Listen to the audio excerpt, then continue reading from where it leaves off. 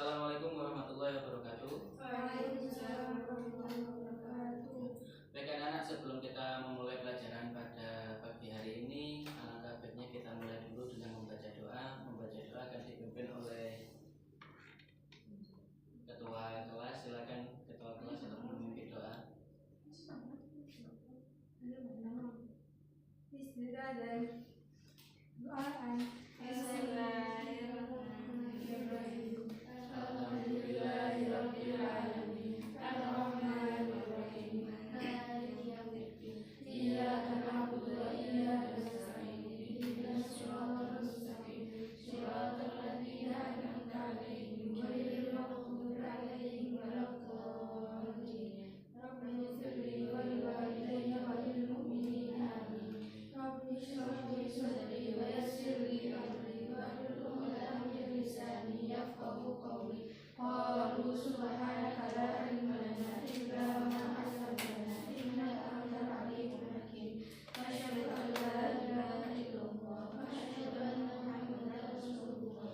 Raditu billahi rabban wa bil islami dinan wa bil qur'ani imama wa bi Muhammadin nabiyyan wa rasulah. Rabbi zidni ilma warzuqni fahma wa tammim lana bil khairat. Rabbana atina fid dunya hasanah wa fil akhirati hasanah wa qina adzabannar. Sallallahu ala sayyidina Muhammad walhamdulillahi rabbil alamin. Baik, selanjutnya saya absen dulu untuk kehadiran pada pagi hari ini. Yang pertama, Adinda Faidah. Hadir. Oke. Putri Nafisa. Hadir. Najwa Alifiatullah. Hadir. Aisyah. Hadir. Kemudian Atik Khairia. Ya, baik.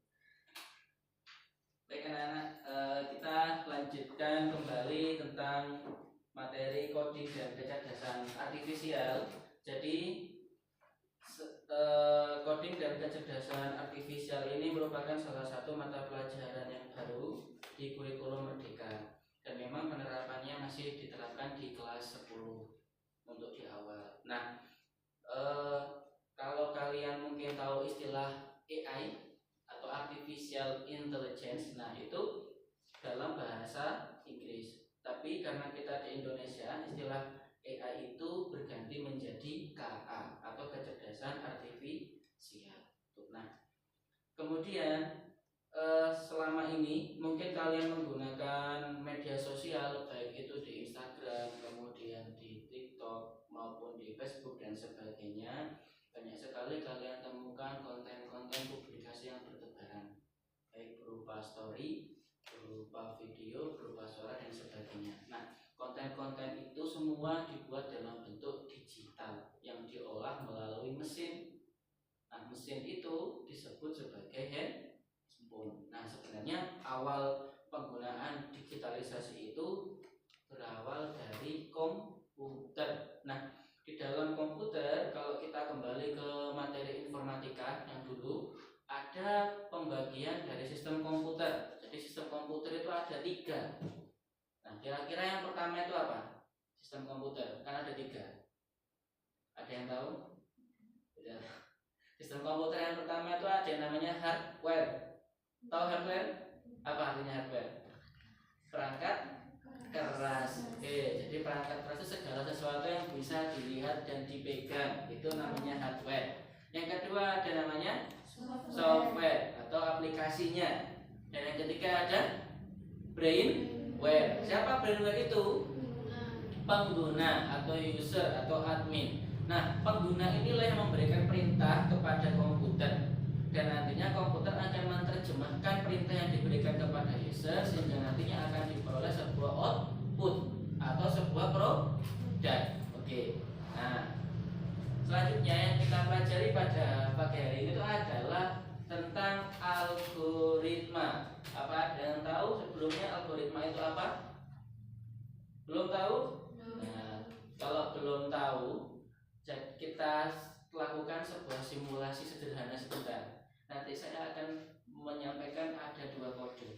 Ada kode 1, ada kode 2. Setiap kode memiliki perintah yang berbeda-beda. Oke? Kalau saya bilang kode 1, tangan kanannya diangkat. Ya. kemudian menoleh ke kanan. Oke?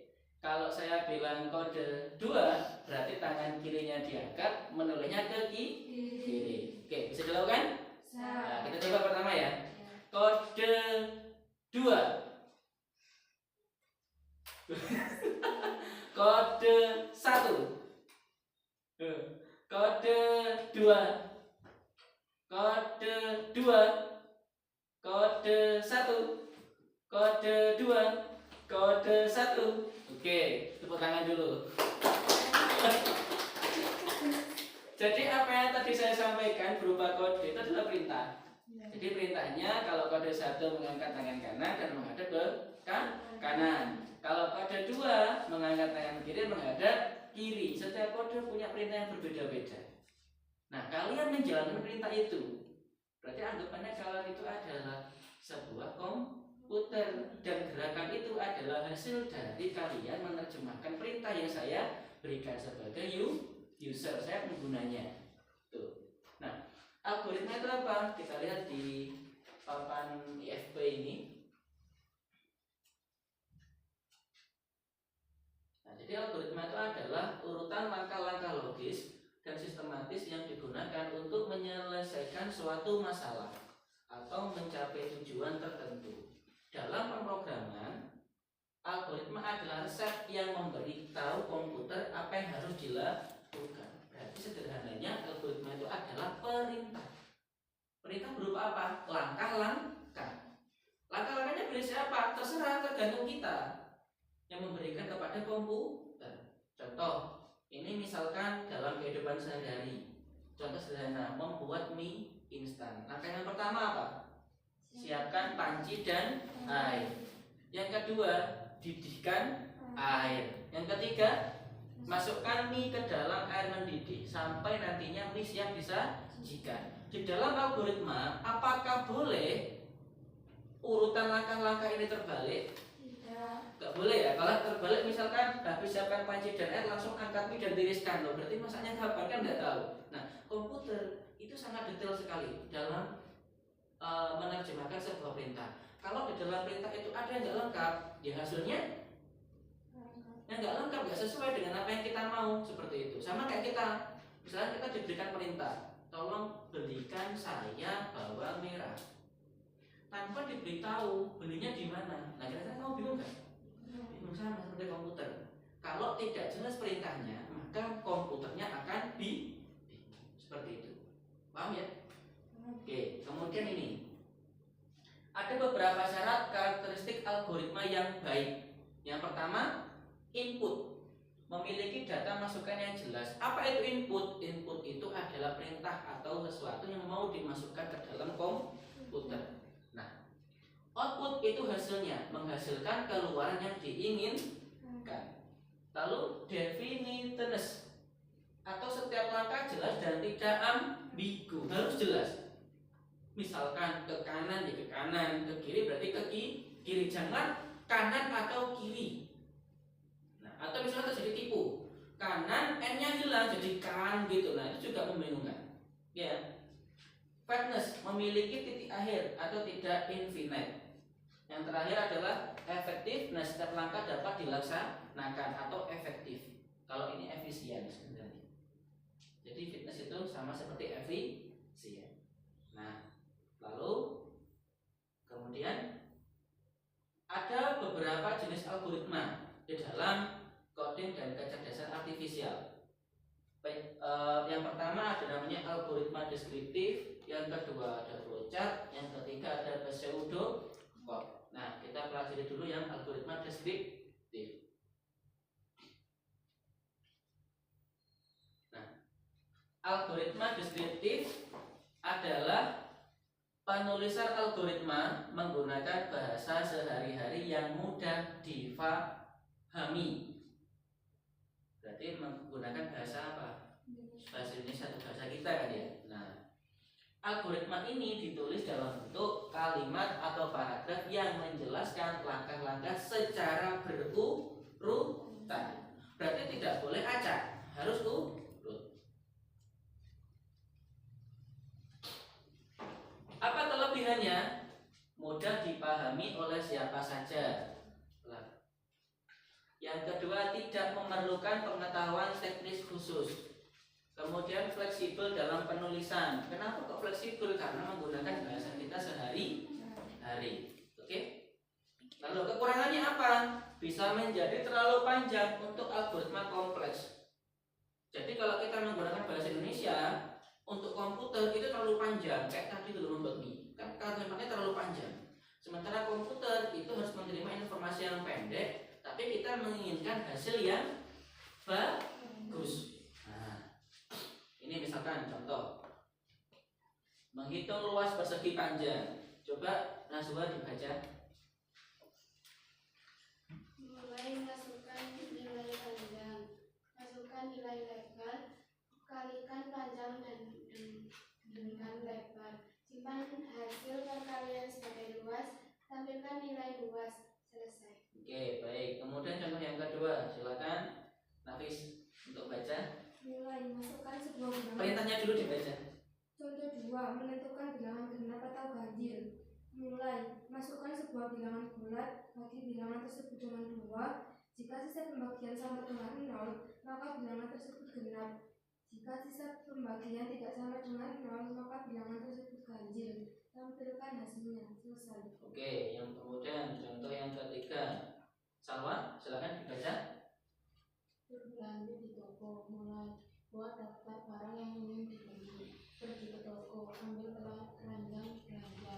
Untuk setiap barang didaftar, cari barang kira, periksa harga barang. Jika harga sesuai budget, masukkan ke keranjang. Jika tidak, lewati barang tersebut. Pergi ke kasir, bayar semua barang, bawa pulang belanjaan. Selesai. Oke, jadi ada berapa contoh algoritma deskriptif? 3. Yang pertama, Menghitung luas persegi panjang. oke, yang kedua, Menentukan bilangan genap atau ganjil. yang ketiga. Berbelanja di toko. Nah, di setiap 3 instruksi ini memiliki perbedaan urutan dan tahapan masing-masing karena sesuai dengan kebutuhan. Nah, kemudian bagaimana penyajian algoritma yang bentuknya flowchart? Nah, itu seperti ini. Nah, apa itu flowchart? Flowchart itu adalah representasi visual dari algoritma menggunakan simbol-simbol standar yang dihubungkan dengan garis alur. Flowchart memudahkan kita untuk memahami alur logika program secara visual. Jadi kalau yang deskriptif itu berupa kalimat, perintah-perintahnya tadi. Kalau flowchart menggunakan simbol. Jadi misalkan bulat, itu namanya terminator. Artinya apa? Awal dan akhir program. Jadi kalau tadi di deskriptif ada tulisan pertama mulai. Berarti lambangnya ini. Kemudian diproses. Proses itu bentuknya pada operasi atau perhitungan. Kemudian ada decision, keputusan, dan adalah input atau output. Nah, misalkan saya ingin membuat kopi, maka saya punya perintah masukkan kopi ke dalam gelas.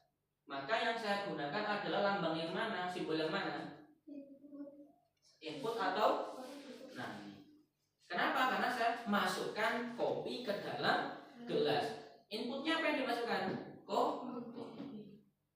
Terus kemudian tuangkan air mendidih ke dalam gelas.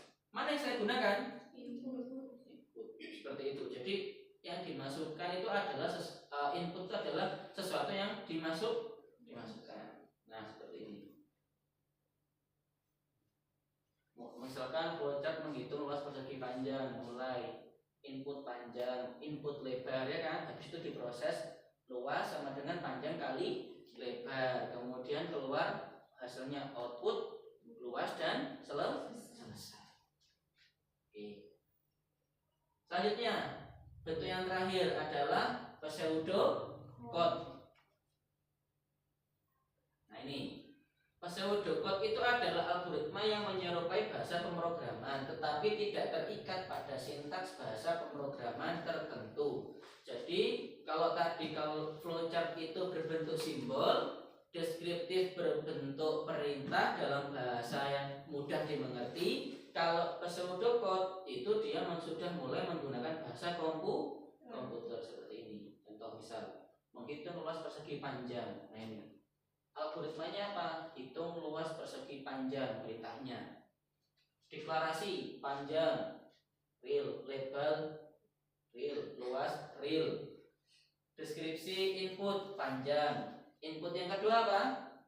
Lebar. Berarti ini prosesnya. Luas gimana cara menentukannya? Panjang kali lebar. Output luas. Nah seperti itu. Itu namanya contoh algoritma pseudocode. Ini macam-macam banyak. Cara menentukan kelulusan siswa, menghitung faktorial dan sebagainya.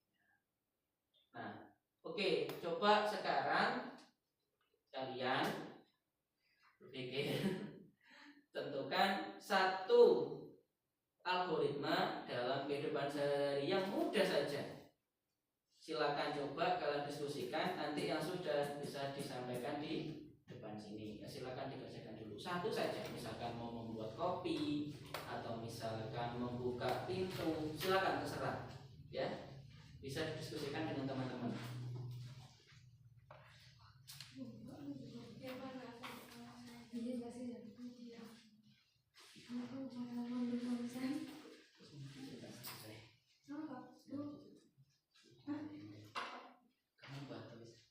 Saya beli kertas ya.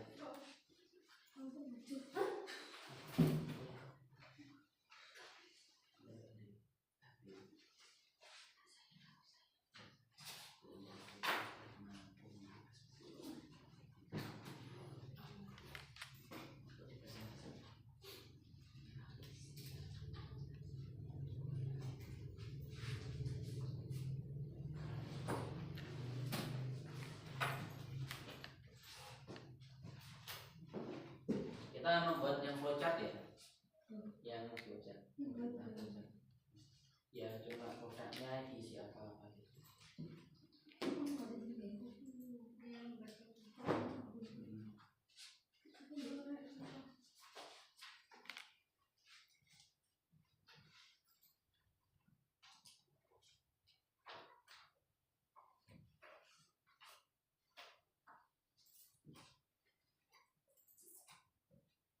Ini saya bukakan yang flowchart.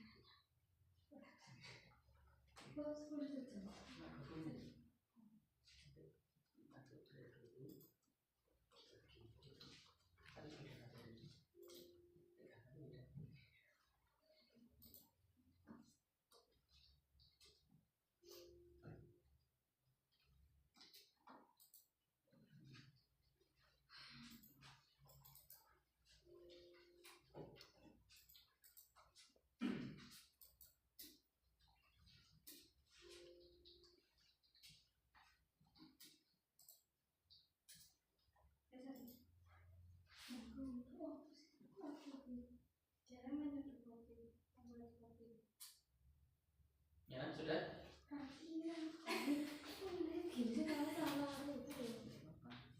Jadi kan gini, misalkan cara membuat kopi pertama membuat kemudian namanya kopi berarti apa masukkan terus yang kedua masukkan kodenya nggak usah dibuka, masukkan air panas kemudian aduk hingga mati bercampur rata dan sajikan.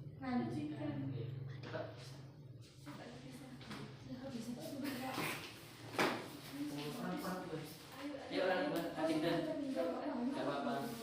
Berdua, ayo Adinda dan Sri Nafisa, silakan maju untuk menyampaikan hasil diskusinya. Yang lain bisa memperhatikan.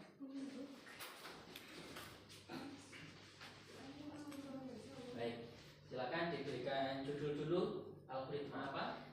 Algoritma membuat kopi. Oke, flowchart. Yang pertama. Cara membuat kopi. Ya, yang pertama. Menyiapkan alat dan bahan. Oke, kemudian yang kedua. Memasukkan kopi ke dalam gelas. Yang ketiga. ketiga ya. Menambahkan gula. Ya, selanjutnya Menambahkan air panas. lalu Mengaduk hingga kopi tercampur rata. yang terakhir sajikan. Oke, terima kasih. Itu merupakan contoh dari algoritma membuat kopi. Baik, tepuk tangan dulu. Dari sini anak-anak, sebenarnya algoritma itu kalau kita dalam pelajaran coding berarti arahnya sebenarnya tidak seperti yang dalam kehidupan sehari-hari, tapi sudah berwujud perintah. Biasanya perintahnya dalam bentuk matematik perhitungan.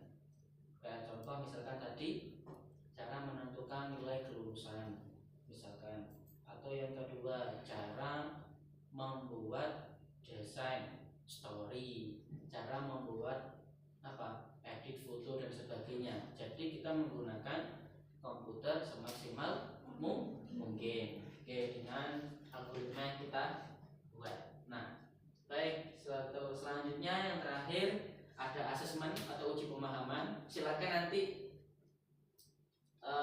kalian menjawab ini langsung di sini saja. Silakan diklik. Ya. Oke, mungkin ada yang Aisyah, silakan mengerjakan yang pertama kali. Silakan, nggak apa-apa. Nanti langsung diklik lalu cek jawaban. Nggak apa-apa. Ayo.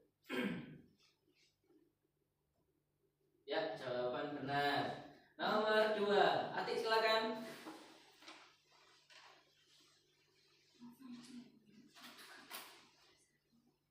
Ya, benar.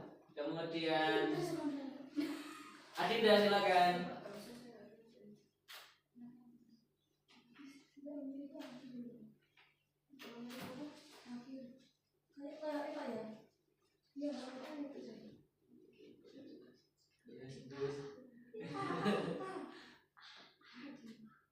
Cek jawaban, silakan.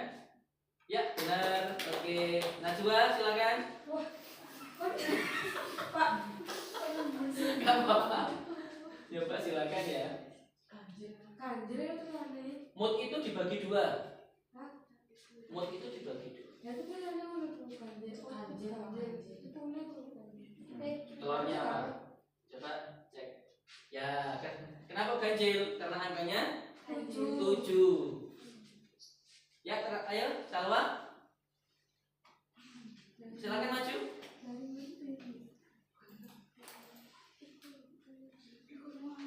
Gelang ketupat atau diamond digunakan untuk apa?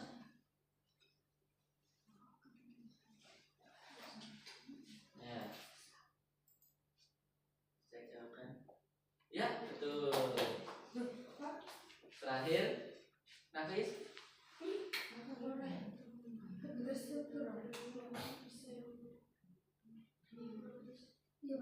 Silakan coba. Coba silakan. Salah satukan. Coba silakan. Oke, benar. Nah, sudah cukup, sudah semuanya? Oke. Baik anak-anak, hari ini kita sudah belajar apa tadi? Algoritma. Kemudian yang kedua, teknik-teknik penyajian algoritma. Ada berapa? 3. Yang pertama deskriptif, yang kedua, yang ketiga pseudocode. Oke. Baik anak-anak, minggu depan kita lanjutkan lagi untuk mata pelajaran coding dan kecerdasan artifisial dengan materi topik-topik yang berikutnya. Jangan lupa nanti bukunya dibaca di rumah, ya. Baik. Sekian dari saya. Kurang lebihnya mohon maaf. Sebelum kita akhiri pembelajaran pada pagi hari ini, silakan dipimpin doa dulu.